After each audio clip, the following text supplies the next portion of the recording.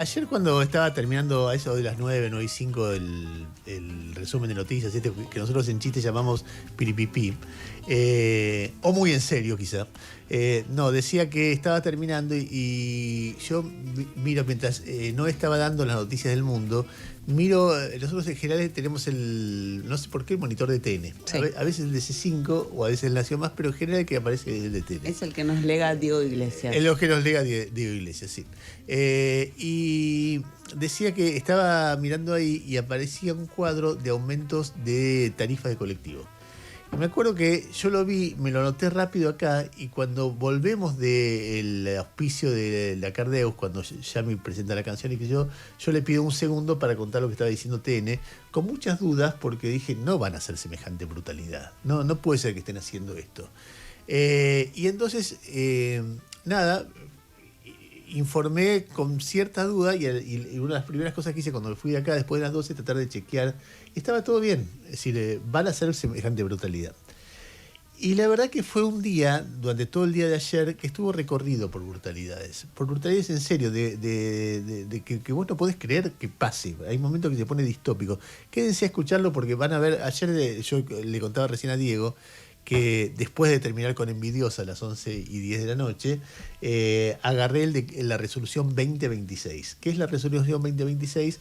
Es una resolución de la cual surgen los aumentos de colectivos, pues es una resolución de mega ajuste que toma el gobierno, que firma el gobierno, Adorni y Caputo, dos tipos realmente increíbles que se firmen cosas así. Y me puse a ver en el celular. Son unas planillas, yo tengo acá un montón. Si la cámara puede tomar, se van a dar cuenta que son unas planillas de letra chiquita, que las hacen con letra chiquita para que sea difícil de entender, es un poco críptico, pero si vos mirás con detalle, entendés de qué se trata. Miré solo el anexo 1 y buscando algunas cosas puntuales, que son 500 planillas de estas, y no me metí todavía en el anexo 2, pero yo creo que en los próximos días me parece que acá está reflejado algunas de las barbaridades más grandes. Yo te digo, en el programa que hacíamos con La Nata, Día D en su momento, hacíamos 2 programas enteros mostrando, mirá esta planilla, Marcelo y yo mirando, dando datos, y Jorge poniendo caras, editorizando, escupiéndote encima, jugueteando, y que era lo que hacía que mirara, y después mirando a cámara y haciendo la editorial. Bueno, pero antes de ir a la famosa y espantosa resolución 20/26, vamos a empezar por el principio, porque antes de haber escuchado yo en los aumentos de tarifas de transporte, había escuchado, como Noé contaba, el escándalo del momento, que ya no es el caso de Adorni, sino un escándalo mucho más grave, que es el escándalo de sobreprecios del Andís, o sea, sobreprecios en la compra de medicamentos y artículos para discapacitados. Es un escándalo que ustedes saben que empezó el año pasado con un audio de Diego Españolo, el capo del Andís, designado directamente por el presidente de la Nación, Javier Milei, el hombre que más visitaba la Quinta de Olivos durante el tiempo que fue funcionario, abogado personal de Milei, y que se conoció un audio donde contaba que había una corrupción muy fuerte entre los laboratorios y la estructura del Andís, y que el 3% iba para Carina. Un audio que tuvo un rebote gigantesco porque termina... gran parte de los problemas que tiene Chiquitapia tiene que ver con la difusión de ese audio, porque se difundió en el canal Carnaval, y que se le adjudica a Tobillino, la mano derecha de Chiquitapia, y el gobierno a partir de ahí dijo, a estos tipos los vamos a reventar, no pueden hacer una cosa así. Y bueno, Españolo se va, cambia la conducción del Andís. Acordate que esto se sabe además en un momento donde el recorte a discapacitados era parte del debate nacional, la humillación o el intento de humillación a, ¿cómo se llama el chiquito? Ian Moche. También, y de repente nos encontramos con que se estaban afanando todo en el Andís. Eso tiene un primer rebote en la justicia. Y la justicia confirma, porque empieza a ver celulares, audios, testimonios, y entonces procesa a Españolo y a toda la segunda línea de Españolo y a los operadores, la rosca que hacía este negociado. El domingo, en los medios, creo que fue La Nación el que publica primero, publica un informe que ya no es de la justicia, ya no es del periodismo, sino del propio Ministerio de Salud de este gobierno, mirando el detalle, es un informe que dice, efectivamente, hubo sobreprecios escandalosos. Ayer cuando Noé lo decía, nosotros nos dividimos el laburo, entonces yo estaba viendo todo el quilombo del gabinete, Adorni, el quilombo con Cristina Pérez, etcétera, etcétera, y le digo a Noé, mirás esto vos, y Noé daba los detalles de los sobreprecios, silla de ruedas, medicamentos, andadores, 20 veces más de lo que valía. O sea, una cosa que no podés hay un audio que vas a escuchar ahora un ratito de Eduardo Feynman que termina diciendo, hay que ser hijo de puta, ¿eh? O sea, no hay mejor resumen editorial, pero vamos a escuchar el rebote de esta información que es la que empezó el día de ayer. Paulino Rodríguez informaba y reaccionaba de esta manera. Escuchá. La justicia analizó y lo que el gobierno detecta es un presunto esquema de sobreprecios en compras de Andis durante 2025 con diferencias de hasta 4.239% entre lo que factura el Estado y los precios que estaban en el mercado. ¿Qué analizó la justicia? 37 facturas de 6 proveedores. Pagamos 40 veces más por productos que podrían haber sido infinitamente más baratos. En algunos casos sí. Situación de ajuste drástico, quite de prestaciones y reversión de beneficios. Todo lo que vas a escuchar son periodistas que somos muy distintos entre nosotros. O sea, yo no hablé con Paulino Rodríguez. No hay un sótano donde hay una terminal que dice, Paulino, vos decís esto, Tenemos decir lo otro, Plager decir lo otro, Feynman decir lo otro. Es gente con algunos de ellos me he llevado muy mal toda la vida. O sea, hay como una unanimidad en esto, porque vos no podés no ver lo que está pasando. Débora Plager lo cubría de esta forma. Escuchá. Fíjense esto, ¿no? Este es un caso testigo, un ejemplo. En julio de 2025... ¿sí? En Andis, en julio de 2025, se pagó por un sistema de válvula bicaval transcatéter 425 millones de pesos. ¿Sí? Perfecto. En marzo de 2025, Débora, es decir, unos meses antes, el PAMI había pagado por el mismo producto 124 millones de pesos. Entonces, ¿cómo se explica que la Agencia Nacional de Discapacidad haya pagado un 242% más caro por un mismo sistema? Uno puede entender, Débora, que los proveedores pueden ser cambiantes, que pueden ser otros y diferentes, pero ¿cómo se explica en un periodo, fíjense ustedes, de marzo a julio, un aumento del 242%? Bueno, normalmente cuando hay sobreprecios en las compras del Estado tienen una sola explicación, las coimas, ¿no? Los retornos, porque no creo que sea simplemente un despilfarro o dispendio de los dineros públicos. Evidentemente el que eligió comprarlo más caro es porque había un retorno que iba para algún funcionario, ¿no? Por evidentemente. Eso... Más obvio, echarle agua. Eduardo Feynman, escuchá.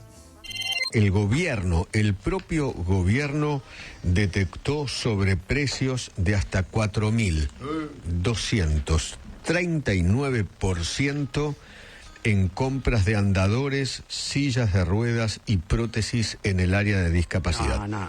El mismo Ministerio de Salud de la Nación está haciendo un relevamiento sobre lo que fue la gestión Españolo y compañía, Españolo, Mascalvete y compañía.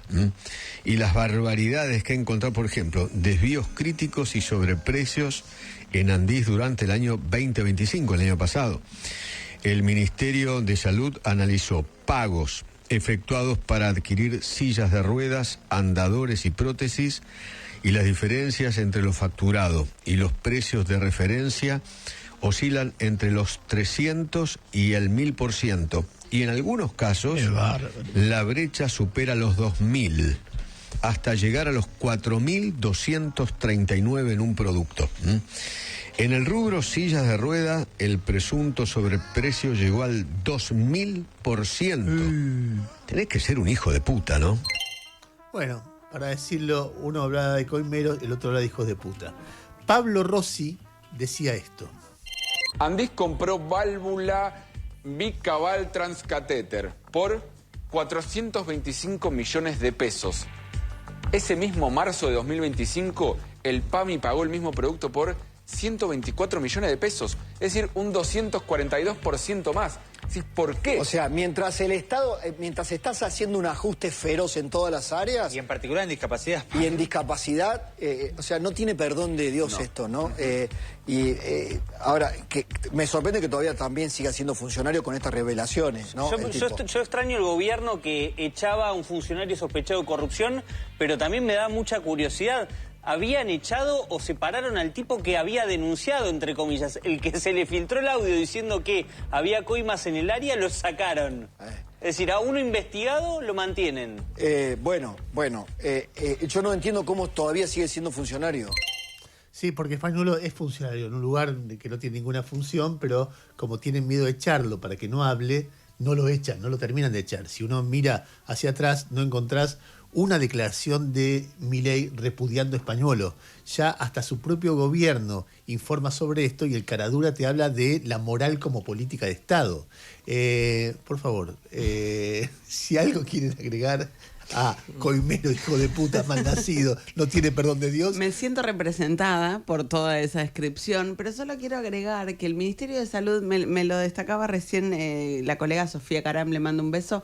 El Ministerio de Salud hace este relevamiento de este informe porque se lo pide el fiscal Picardi. Ni siquiera es que ellos van de motu propio a investigar ahí qué fue lo que pasó internamente, sino que se lo pide la fiscalía y a partir de ahí es simplemente comparar facturas. Agarrar una factura de cuánto pagaste, agarrar el precio del mercado y así la gran revelación de que estaban pagando 4.000% más las cosas. No, y lo que pensaba era en la rapidez para hacer negocios, porque es un partido que tiene pocos años, es un gobierno que al año ya empezaron a hacer estas cosas que son, digamos, crueles, malas, y todo lo que dijeron todos los otros periodistas. Digo, al año ya empezaron a sacar plata de los sectores más vulnerables, que encima, cuando veo estos números, cuando veo lo que a mí me viene a la cabeza es la imagen de la gente en la plaza, la imagen de la gente con necesidad, la imagen de la gente ahora en las universidades pidiendo por los sueldos dignos. Entonces vos decís, ¿qué? A mí lo que me impresiona, por ahí es menos sensible, es los montos. Porque uno está acostumbrado a una coima del 15%, del 4%, del 20%, del 4.000%, 40 veces más, pero hay que ser un demente. O sea, los tipos estaban totalmente, parece, sacados. ¿viste? Scarface. O claro. sea, tomaban merca y ponían sobre el precio. ¿Qué onda? Sobre lo que dice Yami de la rapidez, en los audios de Spagnuolo está claro el mecanismo de que cuando estaban viendo quién ganaba las elecciones, ya estaban ahí organizándose para ver con quién tenían que hablar y en un audio dicen, bueno, parece que hay que hablar con Karina. Estaban como... El segundo Spagnuolo es del PRO, viene del PRO, de la estructura del PAM y del Andis del PRO. Pablo Chabayán. Exactamente. Bueno, pero esto el día no había pasado, porque ya a la mañana estábamos marcados por un anuncio de que se venía un ajuste muy fuerte. Y déjenme hacer una pequeña reflexión ya en términos de mirada económica. El gobierno, cuando arrancó, por lo menos así lo dicen ellos mismos, hicieron el mayor ajuste de la historia humana. O sea, para ordenar la economía hicieron un ajuste fuertísimo. Cualquiera que es jubilado, docente, policía, militar, bombero, enfermero, enfermera, médico que trabaja para el Estado sabe que su salario cayó un 40%. El ajuste básicamente fue ahí. Es decir, no es que por ahí recortaron algún cargo público, pero después lo repusieron por otro. Por ahí es menor. Lo central, o el cargo político quiero decir, lo central tiene que ver con los trabajadores del Estado y los jubilados. ¿Cómo ajustaron? Metieron una bruta devaluación, eso hizo crecer enormemente los precios muy rápidamente y no actualizaron los salarios. Entonces ahí se produjo el recorte. Eso es un ajuste muy clásico, lo que pasa es que fue muy fuerte los montos de lo que estamos hablando. Se supone que ese ajuste está hecho para que vos generás inmediatamente confianza porque equilibrás el presupuesto y eso genera una ola de inversión que hace que genere un crecimiento y a partir de ahí la economía florece. Y como genera un crecimiento, recaudás más y no menos y por lo tanto las cosas funcionan. Bueno, resulta que no siempre funciona así. A veces cuando vos haces un ajuste, gastás un montón menos y en lugar de generar un proceso de confianza, generás una recesión. Entonces te cae, como está cayendo la recaudación, y te plantea un nuevo desafío. Porque si vos habías logrado el superávit fiscal, cuando te cae la recaudación, te genera un déficit o una amenaza de déficit fiscal, y entonces vos decís, si yo tengo déficit fiscal, la confianza no va a venir nunca, entonces tengo que ajustar de vuelta. Claro, evidentemente vos hiciste un diagnóstico. Si con el ajuste más grande, que según vos es el más importante de la historia de la humanidad, no lograste eso, evidentemente hay un error técnico. Hiciste algo que no funcionó como funcionaba. ¿Y qué haces? Le doy una vuelta más a eso. O sea, hay un nuevo error técnico o por lo menos uno puede pensar, es dogmático. Si lo hiciste más grande que nunca y no funcionó, porque ahora que lo haces más chiquito, aunque sea grande, va a funcionar. Entonces, en este ajuste sobre el ajuste que anunció ayer el gobierno, lo que yo veo en principio es una gran pregunta en términos técnicos. Es decir, ¿sirve para algo? Si la anterior te llevó hasta acá a una recesión y no a un crecimiento que compensara los efectos recesivos del ajuste y por lo tanto la recaudación, hoy, y por lo tanto los efectos fiscales, hoy que haces otro ajuste, ¿qué efecto va a tener? ¿Por qué generaría otra vez reactivación y mayor recaudación y mayor confianza? Entonces, primero hay un error técnico un error técnico muy grave, porque la gente sufrió mucho por ese ajuste. Entonces, sobre ese error técnico, dice, bueno, ajustemos de vuelta. Y entonces lo primero que uno ve, la primera noticia, porque es la más importante, recorta, cuando aumenta la tarifa del transporte, están recortando subsidios. A ver, recortes subsidios que son muy discutibles, porque vos podés financiar, entonces vos recortás subsidios, perfecto, recortás subsidios. ¿Cómo financiás ese recorte de subsidios? ¿Con que la gente lo pague?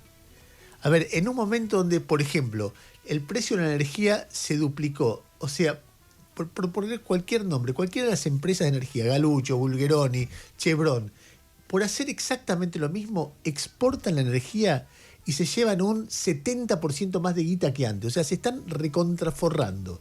¿Qué haría un gobierno razonable? Se sienta con ellos, muchachos, le vamos a poner 10% de retenciones y con eso financiamos el transporte. No jodamos a la gente, porque hay guita que está entrando de más.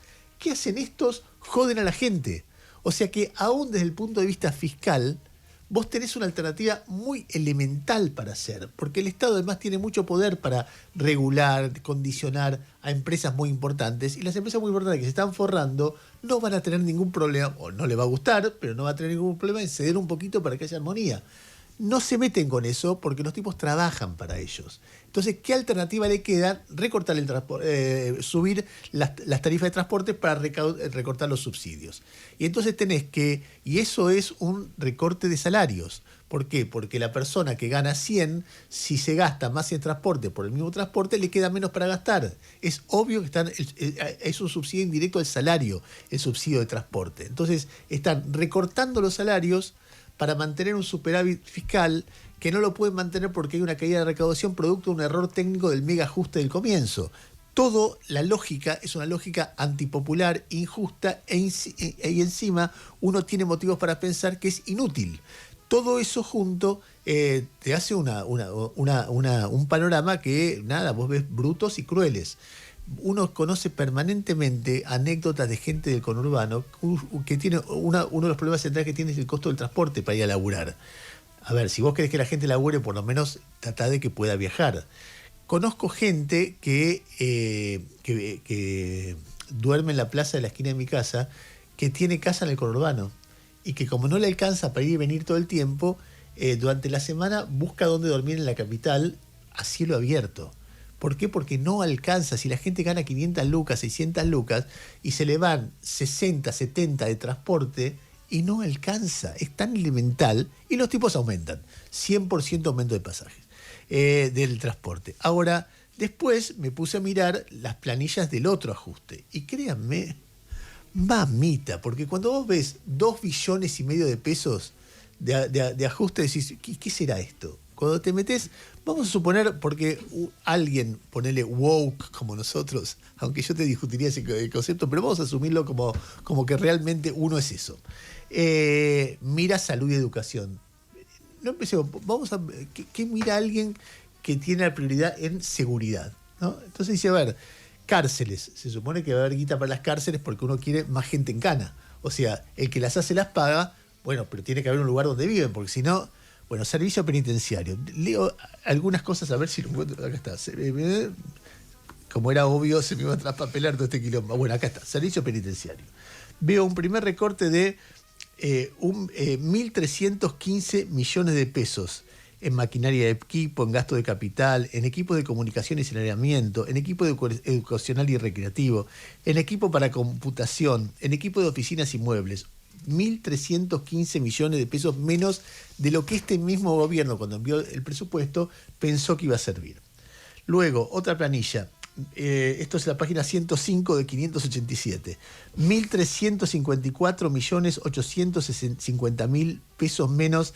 Otra vez, equipo sanitario y de laboratorio, equipo de comunicación y señalamiento, equipo educacional y recreativo, equipo para computación. Luego, otra planilla, 513 millones menos en gastos corrientes. Bueno, todo esto es servicio penitenciario. Otra planilla, 3.200 millones menos, servicio penitenciario también, equipo de comunicación, equipo educacional, equipo para computación, etc.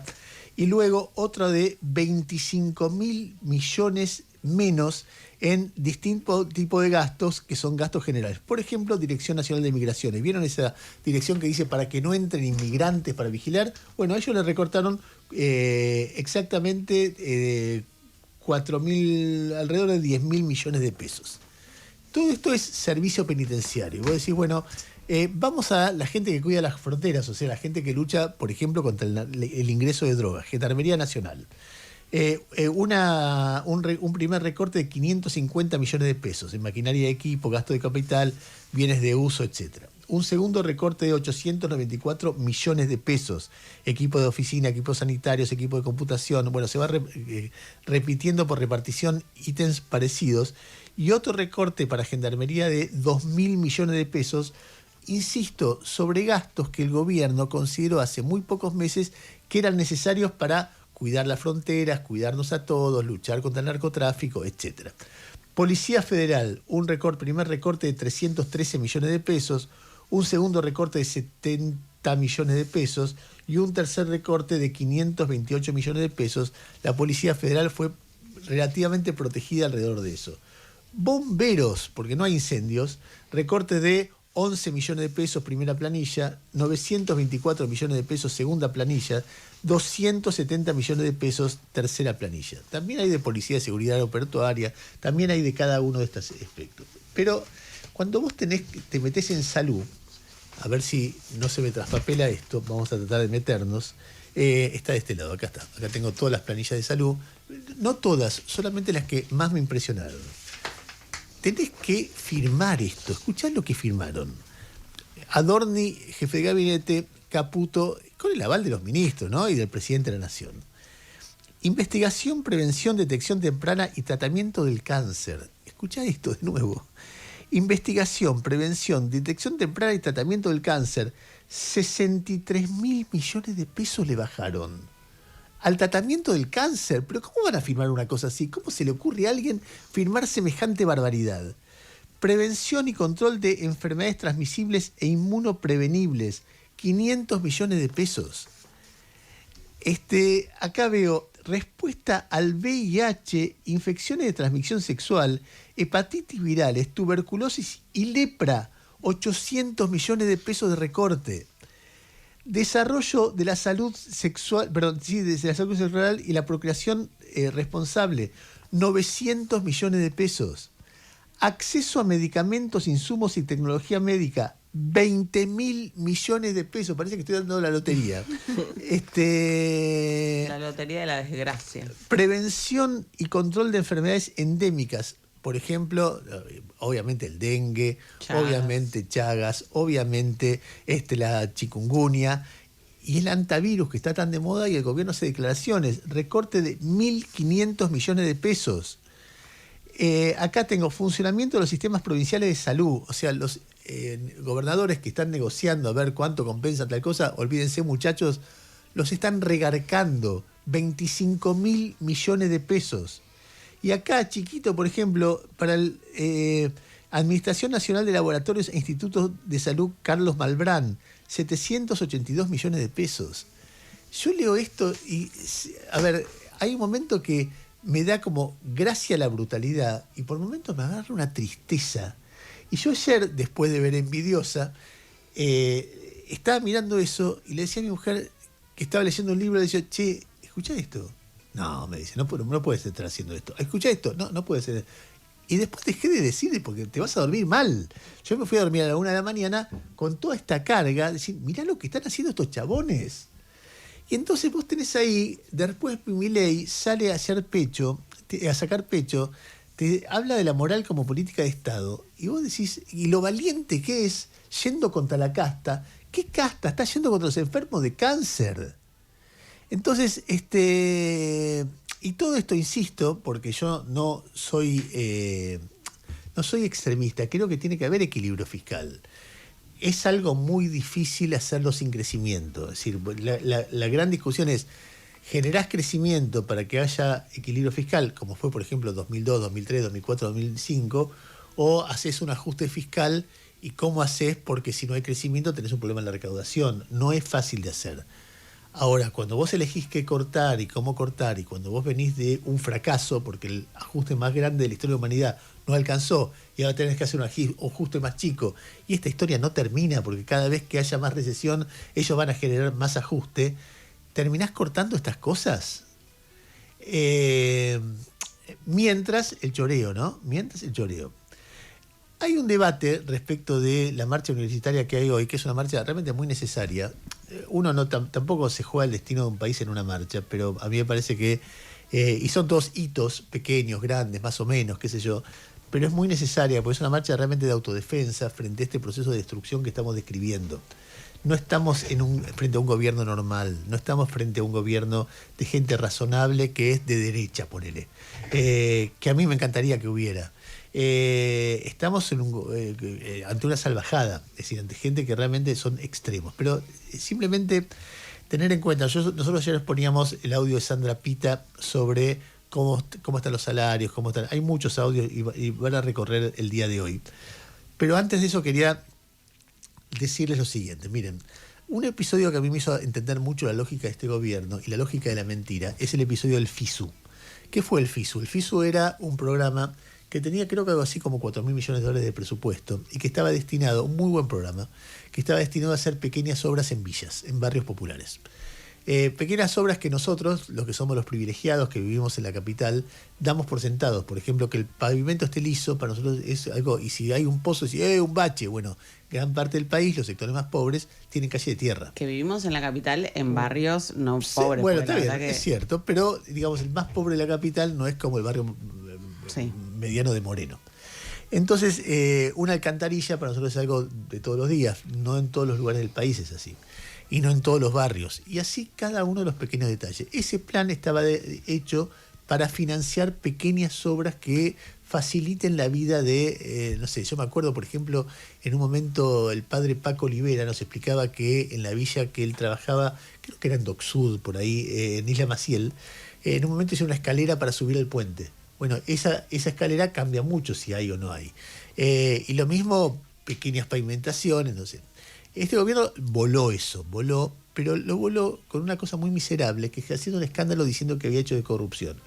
Y regando los medios diciendo, la corrupción de Grabois era, porque a cargo del FISU había una funcionaria vinculada a Juan Grabois, una mina, no me acuerdo el nombre ahora, recontra honesta, que vivía en un Fernanda barrio. Miño. Esa, Fernanda Miño, yo hablé mucho con ella. Vive en la Cava. El que salió a defender el FISU fue Sebastián Pareja, que dijo, yo no veo ningún hecho de corrupción, y era el que estaba a cargo, y me acuerdo la histeria que había en el gobierno y en algunos periodistas contra Sebastián Pareja por eso. Y entonces decía, estos tipos están mintiendo descaradamente y llenando de denuncias de corrupción a los medios, que después no se comprobaron obviamente en la justicia, porque no había corrupción ahí. ¿Y para qué? Para borrar un programa que es necesario. Bueno, con la universidad pasa lo mismo. Yo no estoy diciendo que la administración universitaria sea ni pulcra ni transparente, no lo sé, pero me doy cuenta que hay una operación para decir, todo esto está sucio, borrémoslo y hagámoslo pelota. Con el CONICET pasa lo mismo. Todas son boludeces de las ciencias sociales. Y ayer la escuchabas a Sandra Pita diciendo, no, es el 25% de ciencias sociales. Y además dentro de eso hay economistas, hay arqueólogos, etcétera, etcétera, que son muy útiles. O sea, hay un pequeño, y de cualquier manera, el recorte de 40% de salarios es para todos los científicos, básica, aplicada, sociales, etcétera. Con lo cual te utilizan un argumento recontradiscutible para justificar un ajuste despiadado y muy destructivo sobre la estructura tradicional de la Argentina. Entonces, esto que estoy contando se expresa en las declaraciones que hizo ayer Alejandro Álvarez, que es secretario de Política Universitaria, que lo vamos a escuchar ahora, porque corresponde escucharlo, pero yo no me olvido del FISU.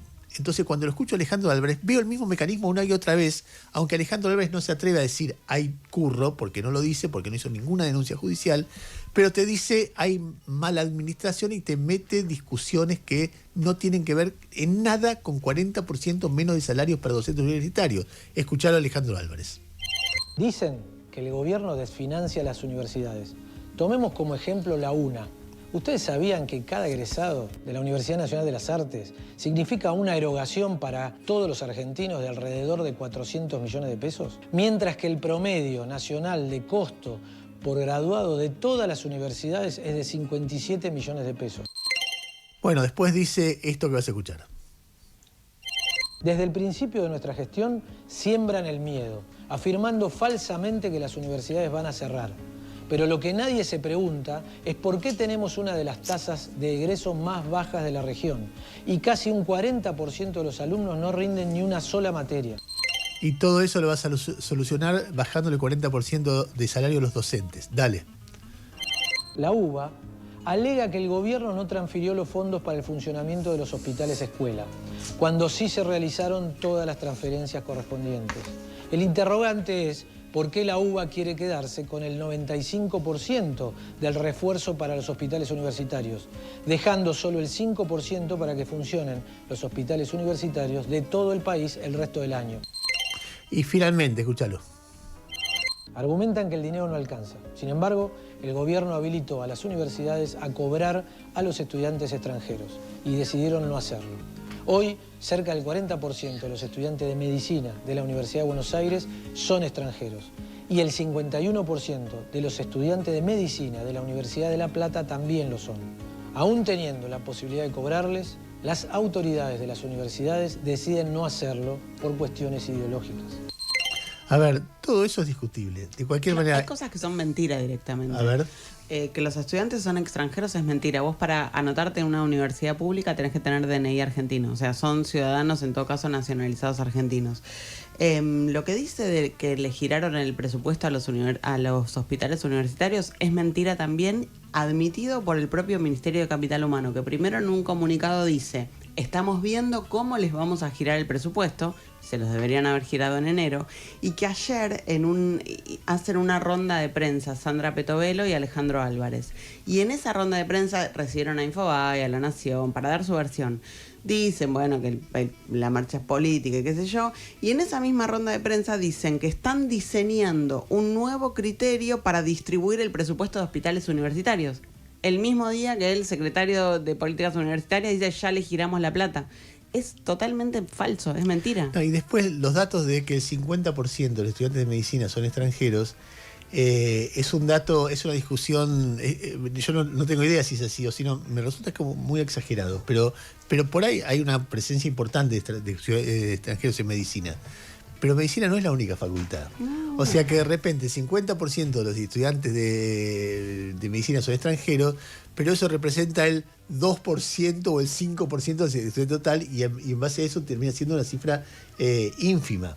Y déjame agregarte algo más. Él dice, cada egresado le cuesta 57 millones de pesos al país. 57 millones de pesos son $40.000. O sea, $40.000 pagamos por un egresado universitario que después genera millones en ingresos para el país. Es increíble. A ver, escuchemos otras voces.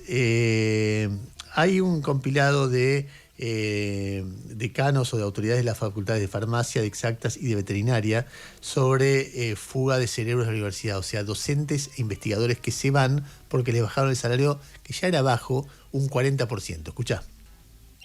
En nuestra facultad el año pasado renunciaron más de 100 docentes y en la que va de este año renunciaron 55. Desde enero de 2024 a la fecha hemos recibido 103 renuncias de docentes rentados. Hemos perdido alrededor de 500 docentes e investigadores desde el inicio del gobierno de Milei, en un universo de unas 3.000 personas, eso es casi un 20% de gente que se ha ido.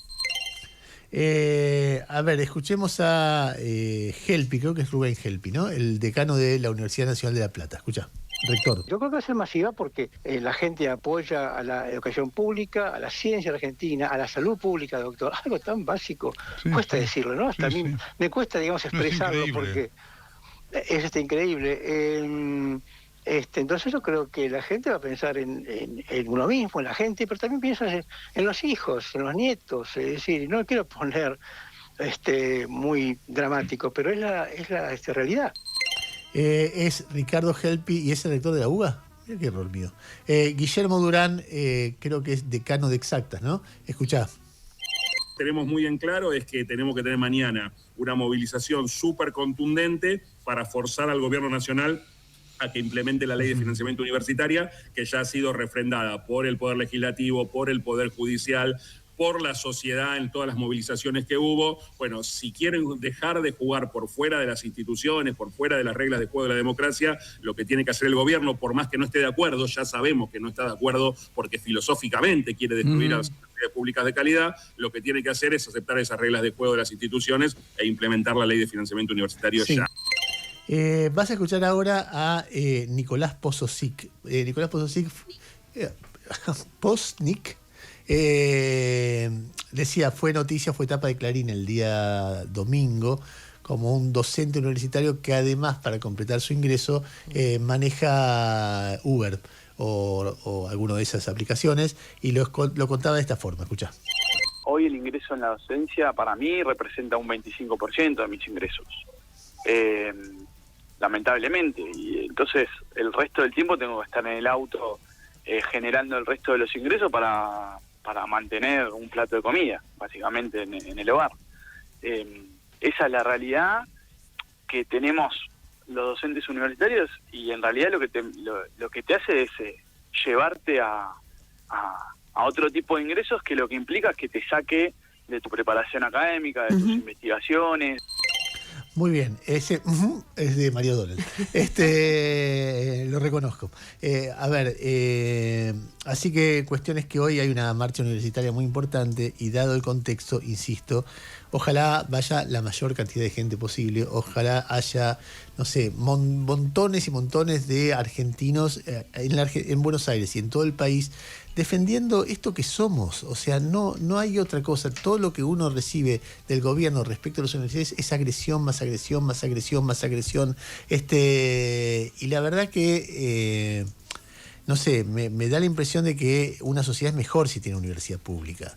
Y creo que todos los que conocemos la Argentina sabemos que, ponele que vos no llegaste a la universidad pública, pero tenés un médico.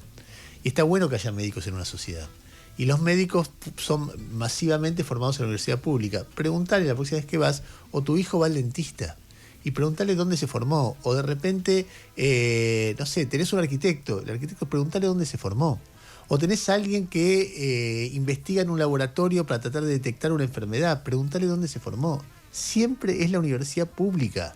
Son muy poco lo que aportan, no estoy minimizando, aportan lo suyo las universidades privadas, en general en cuestiones de economía, de negocios, de relaciones, digamos, lo que hay, cuando vos ves ingenieros que construyen, inmensa mayoría de universidad pública, o sea, no hay duda respecto de esto, y estos tipos la están haciendo pelota.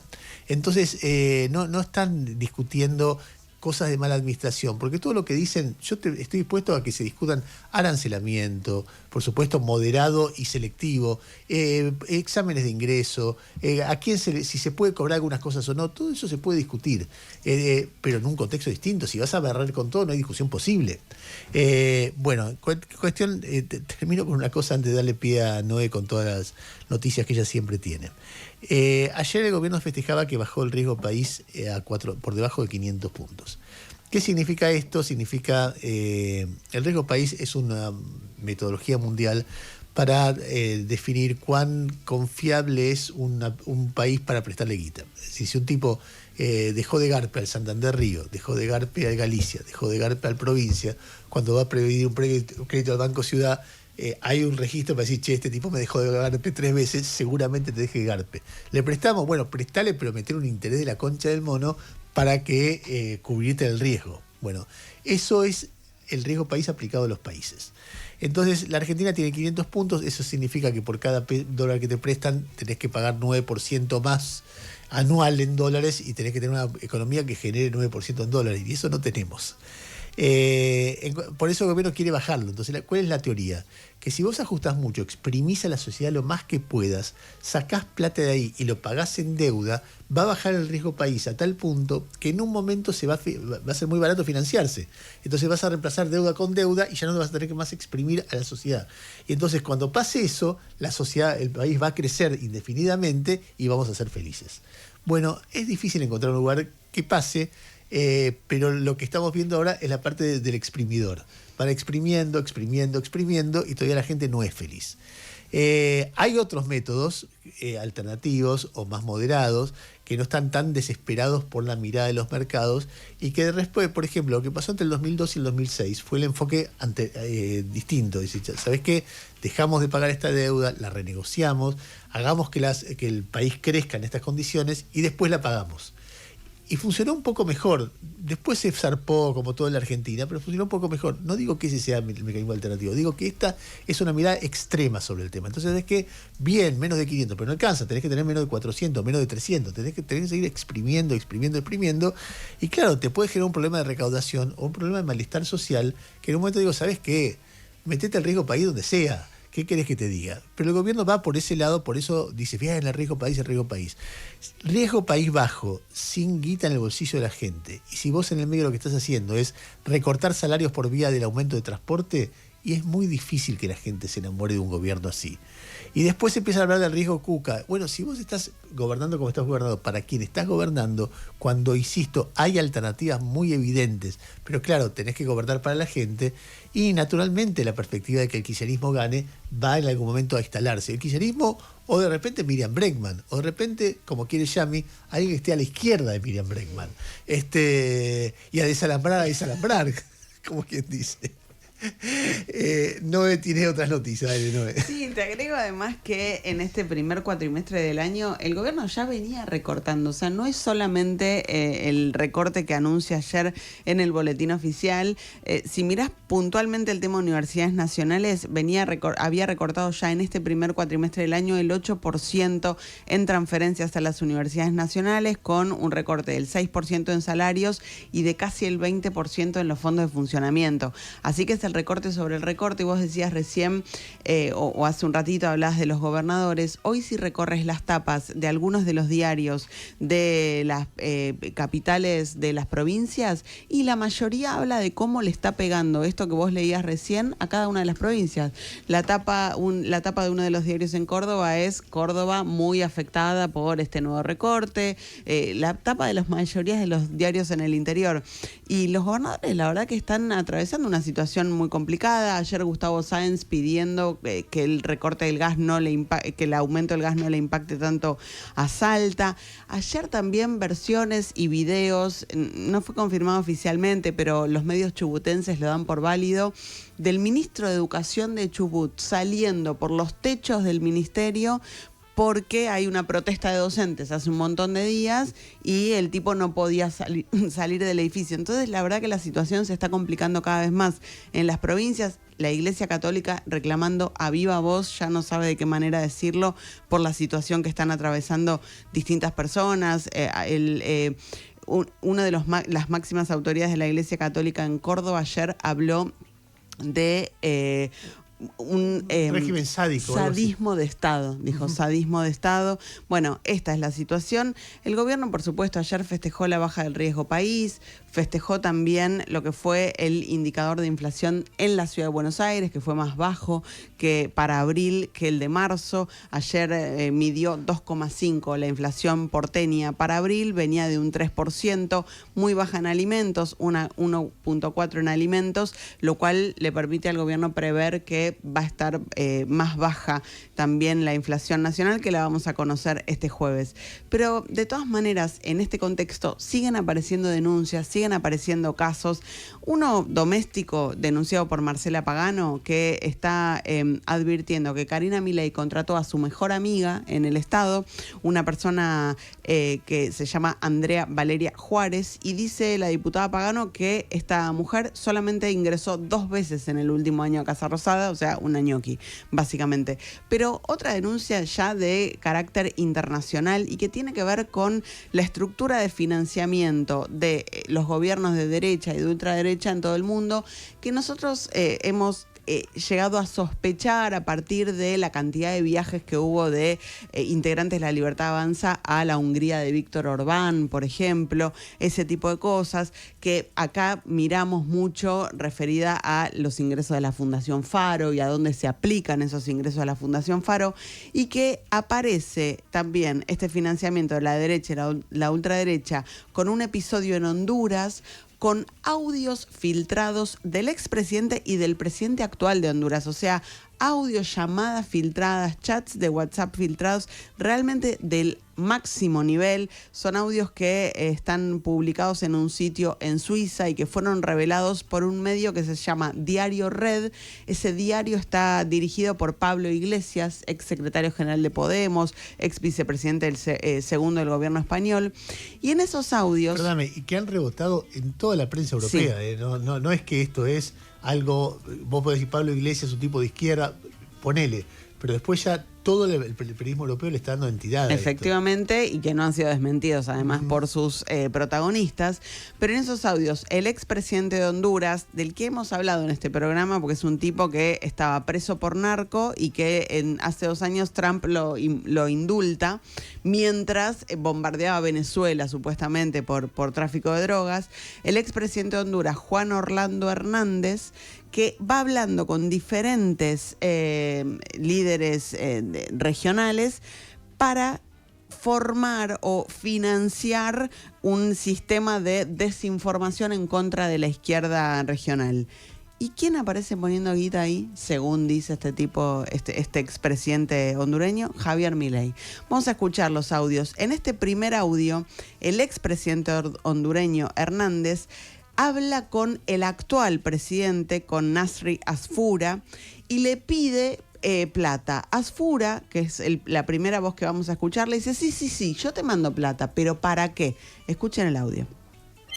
Te voy a transferir desde una cuenta de un amigo, a ver si te lo pueden entregar en efectivo, pero explícame qué vamos a hacer con eso, qué ganamos. Vamos a montar una célula, presidente, desde aquí, desde Estados Unidos, informativa, para que no nos rastreen allá en Honduras. Va a ser como un sitio de noticias latinoamericanas. Estuve en una llamada con el presidente Javier Milei y fue exitosa, muy buena. Y yo creo que en este punto podemos hacer cosas grandes para toda Latinoamérica. Se vienen unos expedientes contra México, se vienen unos expedientes contra Colombia, y lo más importante, contra Honduras, en este caso contra la familia Zelaya. También creo yo que necesitas un poco más de dinerito para vos. Entonces te vamos a mandar otros 150,000 y así vos podés sobrevivir un poco más allá. Vamos a sacarlo de INSEP. El que hablaba con Milei es Juan Orlando Hernández, el que había estado detenido por narcotráfico. El que hablaba con Asfura. Sí, hablaba con Asfura, pero le dice, hablé con Milei. El que dice que hablé con Milei y me va a mandar $350,000 es el expresidente indultado por Trump, hoy está en Estados Unidos y evidentemente intentando generar esta célula de desinformación en contra de gobiernos de izquierda. Yo cuando escuchaba estos audios me acordaba, lo contamos acá hace un tiempo, de Claudia Sheinbaum en México diciendo, vino acá Fernando Cerimedo a generar desinformación, a esparcir fake news y mostraba de qué manera Fernando Cerimedo y la derecha diario estaban operando a nivel regional.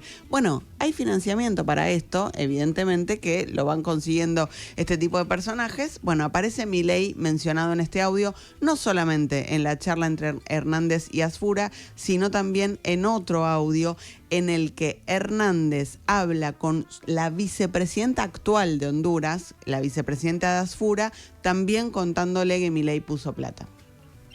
Y es necesario yo tener esa liquidez porque vamos a montar una oficina aquí con el apoyo de algunos republicanos para poder atacar y ya extirpar el cáncer de la izquierda ahí de Honduras y de toda Latinoamérica. Le contaba que al presidente de Afura que pudimos hablar con Javier Milei y él está apoyando con $350,000 también. También otro gran amigo de nosotros de México está apoyando ya para el tema de los mexicanos. Estamos bastante listos y esperando que esto avance fuerte y... Presidente, si gusta, omitamos los detalles. Solo quería confirmar la cantidad. Ya que ya la sé, yo me voy a encargar de toda la gestión, $300,000 entonces. Bueno. La vicepresidenta se da cuenta de Está que... hablando de más. Exacto, y si gusta, omitamos los detalles. Bueno, estos son los audios que han trascendido. Hernández está hoy en Estados Unidos después de haber sido indultado por Trump, así que me parece difícil que avance algún tipo de investigación, pero está todo a la luz. Total de que el hombre que quiere limpiar del cáncer de la izquierda al continente es un hombre que estuvo detenido por narcotraficante y después indultado por Trump.